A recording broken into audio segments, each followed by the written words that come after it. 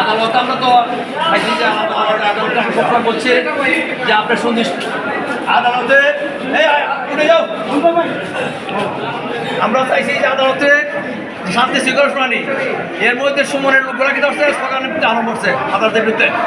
তখন আমরা শুনানি করছি, শুনানির মধ্যে আমরা 2 দিন ডিমান্ড মঞ্জুর, 2 দিন ডিমান্ড মঞ্জুর হয়েছে, 7 দিনের মধ্যে করতে হবে। এবং এর মধ্যে দিয়া আমরা 12 এদিকে আদালতের বিরুদ্ধে স্লোগান, তখন আমাদের কিছু লোক এবং এদের সাথে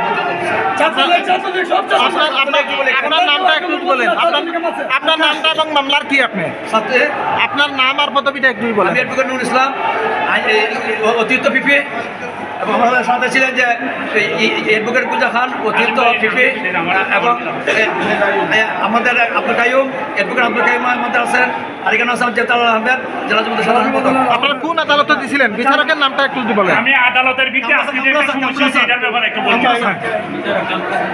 মামলার ইয়েটা আজকে যে আদালতের ভিতরে ছবি তোলা, আমার নাম মোহাম্মদ আব্দুল কাইয়ুম, অ্যাডভোকেট। আদালতের ভিতরে ছবি তোলা নিষেধ। আমি যখন কয়েক ছেলেরে বললাম যে আদালতের ভিতরে ছবি উঠাইও না, জানালাই যা উঠাইতেছে, আমি বাধা দিছি। আমারও করতে বাসায় গালিগালাজ করছে, আমি বলছি তারা পরে দেখা যায় ডকের ভিতরে স্যার যে জায়গা থেকে আদেশ দেয়, স্যারের পিছনে থেকে বেশ কটা ছেলে ছবি উঠাইছে, কোর্টের ভিডিও চিত্র, অডিও চিত্র ধারণ করছে, যা আইনত অপরাধ। আমরা এটাতে বাধা দেওয়ার কারণে নিষিদ্ধ প্রতিষ্ঠিত সংগঠনের নেতা কর্মীরা, ছাত্রলীগরা আইনজীবীদের অশ্লীল ভাষায় গালাগালি করে। এরই সূত্র ধরে আজকের এই ঝামেলার সৃষ্টি হয়েছে। আচ্ছা, অর্ডারটা কি হয়েছে? কোন 2 দিনের রিমান্ড, 7 দিনের ভিতরে প্রতিবেদন দিবেন। 2 দিনের রিমান্ড মঞ্জুর হয়েছে এবং 7 দিনের ভিতরে প্রতিবেদন। আচ্ছা, জিজ্ঞাসাবাদ 2 দিনের রিমান্ড মঞ্জুর।